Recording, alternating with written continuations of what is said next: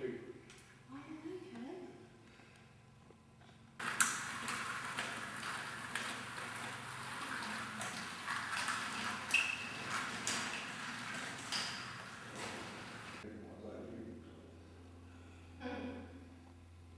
We had our hangar broken into several years ago and lost about $10,000 worth of equipment. But things that you really thought would have been pinched weren't. Yeah. Like Dave's expensive headset for the pits was left on the We wheel. don't know That that wasn't every time touched. they sell on these things here. Well, they Because just we took a lot of are things that selling. were relevant for one particular job. Right. They'd gone through cupboards and taken hoses and gauges and Sheet metal stuff. a little tractor with a canopy on top. That's mowing tractor, mow that strip. So top. Yeah, right. It's a hot sun, I can let it go. Oh, boy, you got some gear.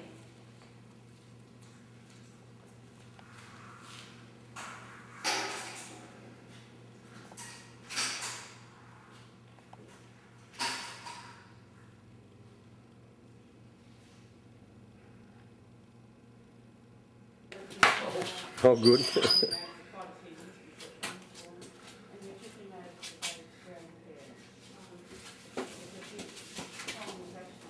Come on in, David.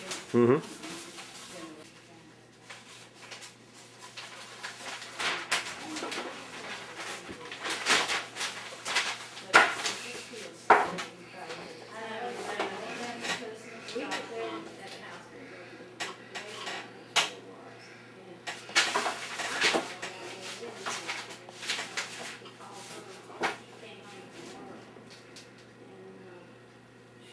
Trophy come from? God knows. You have to read on it, it should be It's been written. so long, I don't remember. That's beautiful. Now the parasol, is that you? Yeah. Uh-huh.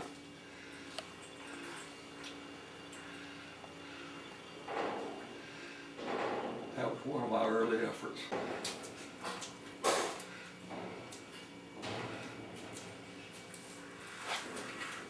That's the first photo I've ever seen of the low wing racer.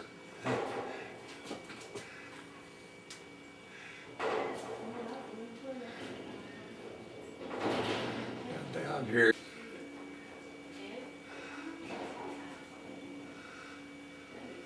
Were your eye struts plywood or were they metal? Was what? The interplane strut.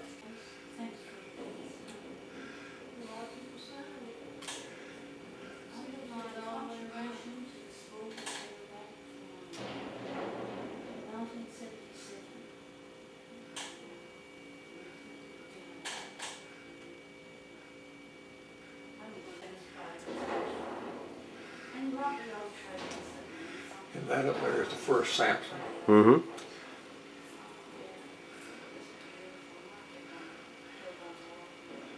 Things that are important to some people. I had a 110-gallon gas tank in that airplane.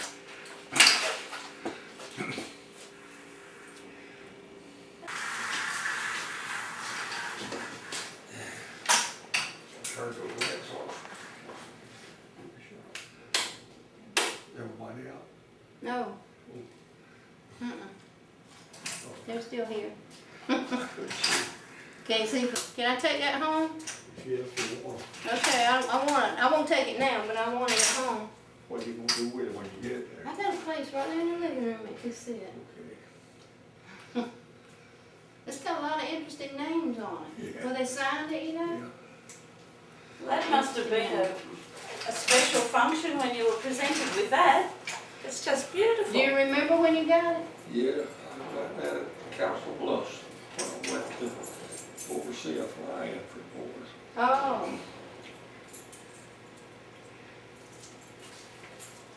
Do you want me to pull that back? I don't know when it was. Mary was there with me. Oh, really? Now you see there's no lights at all on that thing. Yeah. So.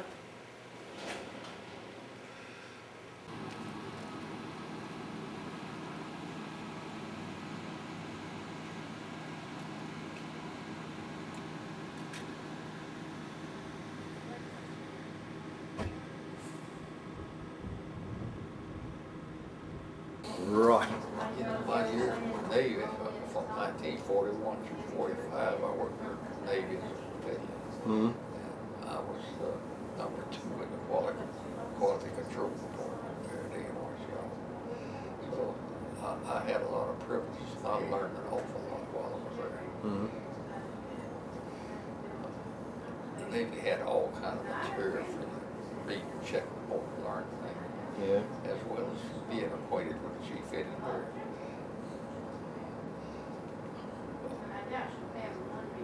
I learned a lot about metals when I didn't know before heat treat. Mm-hmm. That, with that very first aeroplane, the one that the very first one, was when that fella crashed it. Was there enough there to rebuild, or was it completely destroyed? Yeah. There was one now. The very first aeroplane. The first airplane. Yeah. When it crashed, you could number 3 washed up. Yeah. It rolled up. Yeah. There's nothing left.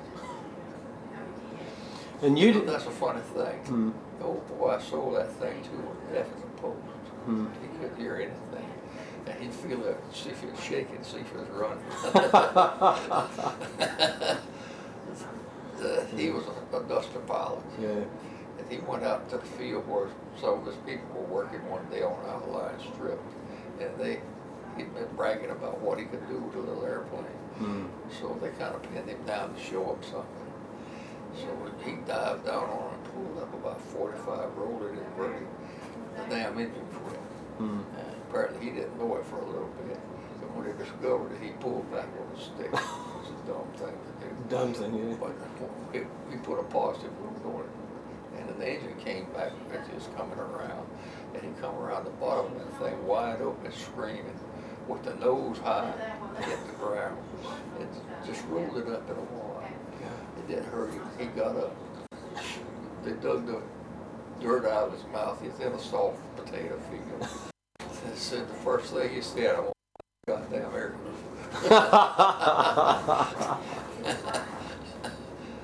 But he really creamed that little airplane. Mm. And stupid stuff, things you shouldn't ever do. Yeah. And that was when it had the bigger engine? It had the 90 horse front. 90 horse, yeah.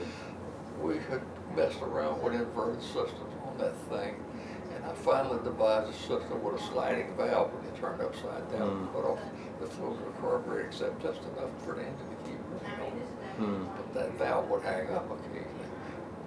You never knew what was going to happen. You'd roll over, wait a second, if it was going to roll. Yeah. That had no starter. That was a hand swing. And that one, That was a hand start to start it. Yeah. the first inverted system I had was on a walkaway out. I built me a little thing that fit down in the landing gear leg. It felt about a gallon. And I ran a line up into the bottom of the air scoop, pointing right up to the interior. And I kept flattening that line until I got to where it would run wide open. that one was jet, flattening that line. Yeah. That worked good because it spread it out in a fan, really, rather than squirting in a stream. And it ran good wide open once that gas got there. And I went to pinching that line further back down to slow it down so it didn't get there so damn quick and flood out. Yeah. I finally got it to where you roll over and it was just a burp or so. That's my first inverted system. First inverted system. It worked. It worked. Then on the airplane it became a little stinker. We did a lot of work on the oil system trying to get inverted oil system. Yeah. The best we ever got, we put a plate between the little sump in the engine, put a flapper valve in it so the oil could run back, and put a sliding valve in there where it would pick up all the oil inverted. But that didn't last but a few seconds, you know, before you pumped that little 4-tank dry. Yeah. Then I use a circular sliding valve with a weight on it to pick up oil inverted. That worked a little bit, but the damn thing would hang up too much. And I kept thinking about it, so I thought about this ball system. Right. And I built one of them, and it worked every time. Yep. Yeah. You said before you weren't impressed when Betty Skelton repainted the aeroplane. Do what? You said before you weren't impressed that Betty Skelton repainted the aeroplane. Yeah, she repainted. Yeah, you didn't like the colour scheme? No, I didn't like that scheme she put on her car. Yeah. There's a lot better looking airplane like you saw in that picture there. Yeah. But that was her signature. Mm. I didn't bitch at her about it. I wanted to, but I didn't. And I've read that Jess Bristow, when he bought the Samson, he signed for it with a cheque on a piece of brown paper. You know what? Jess Bristow, when he bought the Samson, Yeah. that he paid for it with a cheque written on a piece of brown paper. Yeah, but what brown paper? Just all this paper. Just a piece of paper. He must have been quite a character. He was some kind of character. Yeah.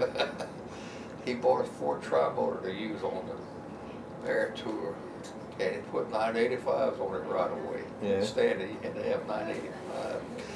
They went to an air show at Tulsa and came back with the 985s. And it burned so much gas it shocked him. He stopped in Gainesville and parked it on the ramp. He said, "Stop it down right there. I'm not going to fly it another damn mile." And it sat there and they sold it. Sure. Sold it to some guys in California. Steve Wolfe was telling me that you had a bloke who wanted to get involved with air shows in the worst possible way, and he had something to do with a Jato bottle and a Stearman. And with what? A Jato bottle and a Stearman. Did you operate? Did somebody have a Stearman? No, that's not the way it was. Just this Bristol owned that Stearman. All right. And Caddy Landry flew in an air show. Yeah. And he put the Jato bottle on. And for once he did things right. He acted that big landing gear company goes through. And they put a switch down there for off and on. Yeah. So to turn the Jato bottle on. But he never labeled the damn switches, which way is off, which way is on. Right. And what they were doing is they were taking that bare wire down there and striking it against the side of the bottle. If they got a spark, it was on. And this dumbass guy he had as a partner at the time went over there, struck it against the spark plug, and it This Caddy Landry was in the cockpit. Yeah. And I gave her a fit there for a little bit. She said she got it out on the ramp, runway, running around in circles through ditches and everything else. No way to stop the song. So they ran out. Run out. That plug blew out of that thing, it hit Bristow on his old bad leg. Oh shit. And he was limping around there, chasing this guy, going to whip his ass. Caddy wanted to whip him, so he disappeared. Yeah. So you just after the war you could get a Jato bottle like that? What? Just after the war you could obviously get hold of Yeah, Jato you can get bottles. anything like that. Yeah.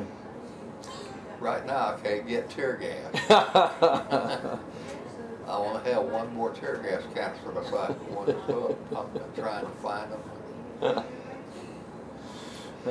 Several years ago, some guy came around with surplus stuff he bought somewhere in a van selling crap. And he had these canister of tear gas in there. And I bought 5 of them for $5 a piece. I didn't have any idea what I was going to do with it at the time.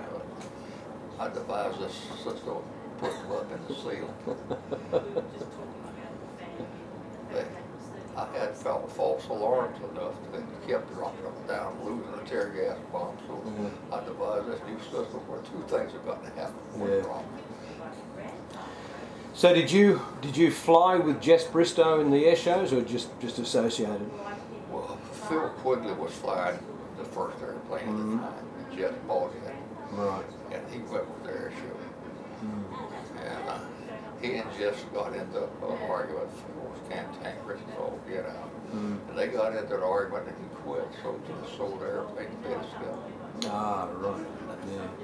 That's how that came about.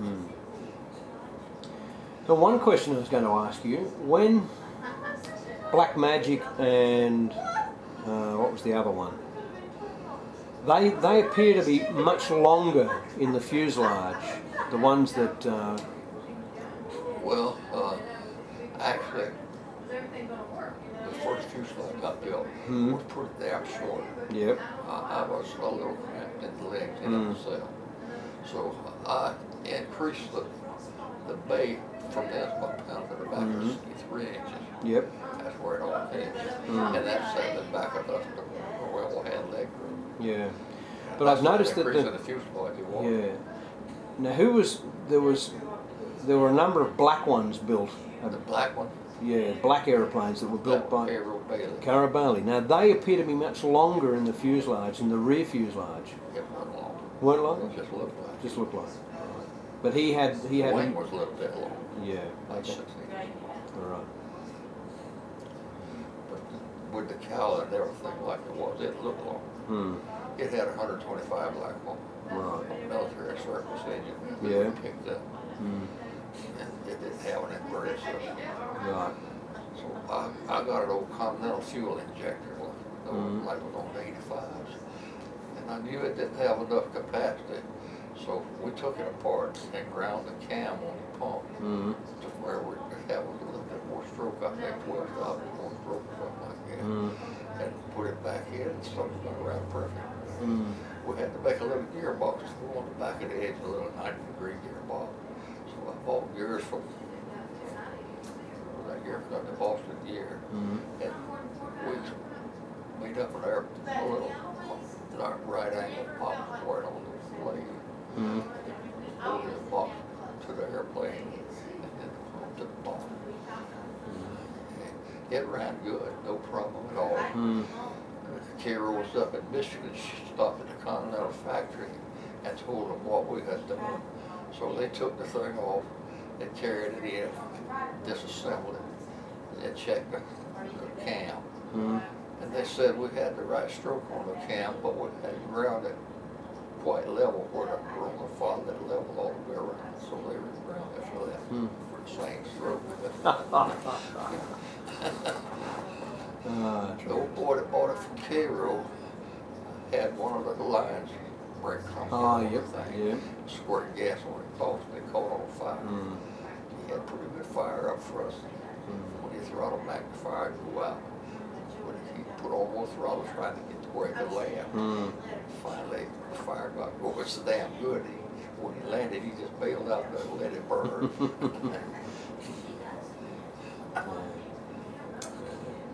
I don't know for sure which line it was that broke. I think it was one of them coming off the injector going to us. You know, it had little steel lines for something vibration crack. We had to weld it also in the elbows or the intake for the injector and all this grew into it. Quite a bit of crap we did to that engine. Well, 180 horsepower, like Lycoming, seems to work beautifully. It's the best engine for it. 180 is the ideal engine for that airplane. And that S1S is the best flying airplane out in the world. Any way you take it, it's a good flying airplane. I've read that when you first were developing a symmetrical wing, that the first symmetrical wing you built really didn't perform very well. Well, we built a wing that it was directly out of the book, but it had a sharp leading edge, or a rather sharp leading edge, and it had a sneaky stall. Just happened to warn.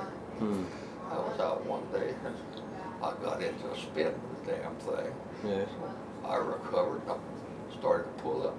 I was in the damn spin again. I reversed it, being ham-fisted, and got spinning outside. And I didn't realize that for a bit. By the time I got things sorted out, quit ham-handing the damn thing and working, straighten it out, and pretty low. When I came around the bottom of the curve, I could have counted the blades of grass on the ground. It was close. Flew back to the airport, them damn wings came off right there.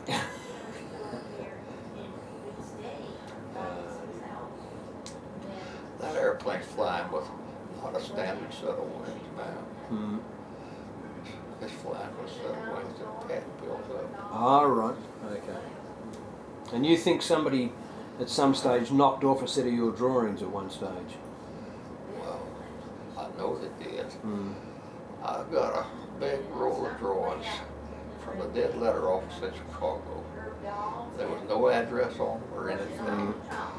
No indication of where they were for them.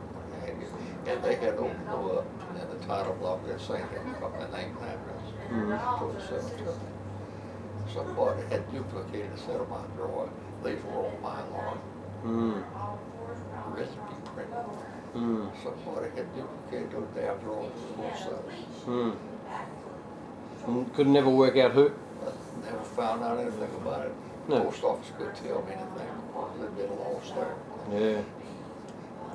The Amazing. only reason I got them back was my name and the title block. Yeah. Remarkable. Yeah, I've never had anything to do with Sparcraft wings. I have seen them overseas, but there are none in Australia.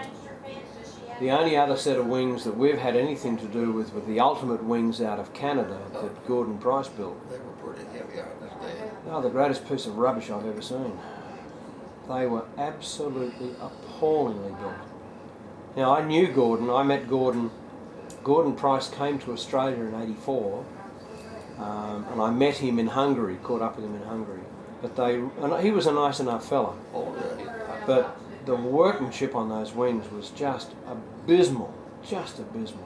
Oh, I didn't know that. Well, I didn't know they were awful heavy. It didn't perform well. Well, it was interesting. Steve Wolfe has run into exactly the same thing. He's found that the workmanship was terrible, and then when he built that aeroplane, the Ultimate 100, he knows some people who bought the very last kit that was sold when the company went bankrupt, and they bought just a collection of bits and pieces off the floor. That's what they were sold. They were very, very angry, which is a great pity, because it doesn't help the industry and it doesn't help the sport when people get screwed like that. You know, one of the things people don't understand is you put a pound of weight on this little airplane, it's equal to 20 pounds of weight on a steering. Yeah. Yeah. They all want to improve the airplane, but every damn one of them makes it heavier. Yep. Well, we don't have a starter motor at present, but I may put a lightweight starter on and a very small battery. I don't want a full electrical system. I don't want an alternator. I'll just have a very small battery, the smallest I can get to kick over a geared starter, just so it'll make it a bit easier to fly it by myself. Well, you know the weakest place on that S1 wing is going to be the front spar, right at the edge of the center section. That's Yeah. why they put that little doubler on. Yeah.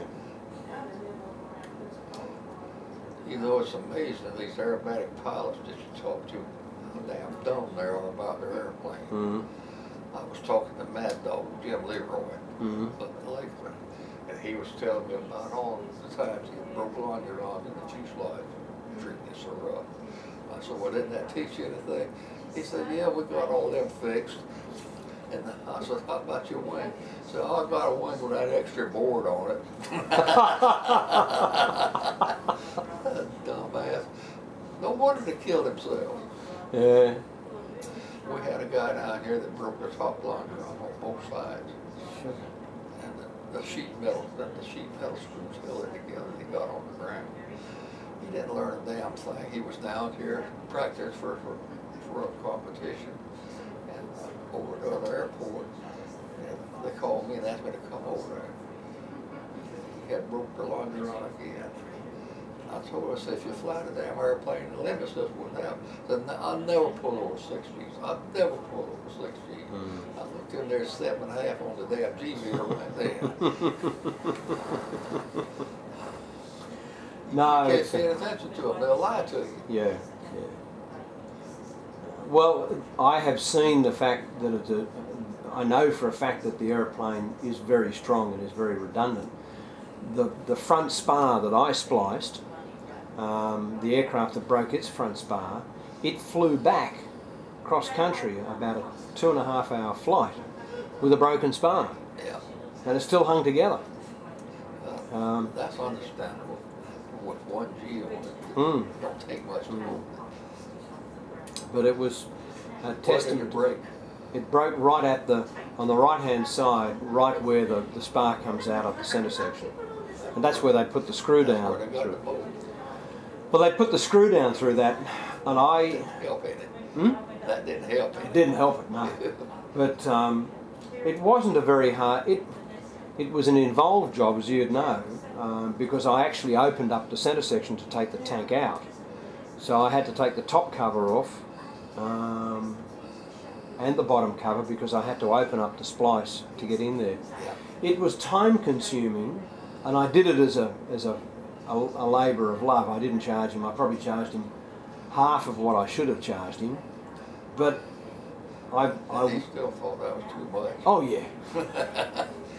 But I didn't mind doing it because my view was I can't buy that sort of experience. You only get to do a full splice, a serious splice on an active aeroplane is very unusual.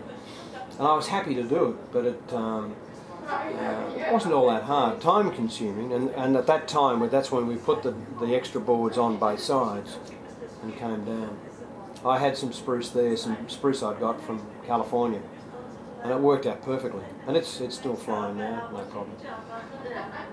If it wasn't for that one place, that airplane would be a good bit stronger than it is. But our stress analysis showed that that's where it was going to break. Yeah. Well, it'd take about 10.5 Gs to break it there. Yeah. The thing that I find intriguing is that at very high angles of attack, you've got so much forward load on that top wing. That's what surprises me. By the way, did you read that little blurb I put in the magazine about the failures, progressive failures? No, I haven't read that. It was in the IAC magazine Right. a year ago or more. Mm-hmm. And explained to them that if you exceed the elastic limit on the material, Mm-hmm. you weaken it. Yeah. Just a little bit, maybe if you just go over a little bit, next time it's not as strong as it was. Mm. So at that same loading, you're going to weaken it a little more. And this goes on until it gets to that weak, you're going to break it. Gonna break it, It just accumulates. yeah. I tried to explain that in the magazine. I doubt if 10 people read it. Mm. Yeah. Well, hopefully some people will. But I think some aerobatic pilots just tend to have an attitude, head in the sand attitude. It's not going to happen to them. They're not going to worry about it. They'll just keep going. I don't know how Song Tucker got by so long. Lucky fella. We built a different wing for him. Yeah. Or Steve built the wing. I made the drawings for him. All right. They uncovered those wings this past winter. Mm. And Steve went down and looked at them and said there wasn't a loose wire or anything in the wing. Isn't that great? He's a nice bloke, Sean. Nice fella. But he does push it very hard. Works it very hard. He's got Ed Sarton working for him now Right. on the tail group. Ah, right. He's gonna kill himself. Hearing? Sure as shit. But the Sean, or Well, he's got the airplanes with so much elevator, just flopping the end over in when it slows down. He's gonna do that too damn low. Not even gain enough speed to recover. You watch it. They all gotta do it too low. If they don't raise a little dust, they haven't done a job. well, I should let you have a bit of a breather this afternoon. We've probably taken too much of your time up. I'm feeling better now that I got relaxed here a little bit. I was getting kind of tired sitting there at the table. Yeah. Well, I don't want to wear you out. Oh, you ain't gonna no way to wear me out sitting down. I appreciate the time. I really do. It's an honour and a pleasure. Well, I'm love having you here. Martha and I both been looking forward to this. Well, we have. Roz and I have been talking about it. And Martha's quite a kid. She's like an old mother hen looking after me. She's great. Yeah, we got to talking about this feedback last spring, I guess. And she told me, says,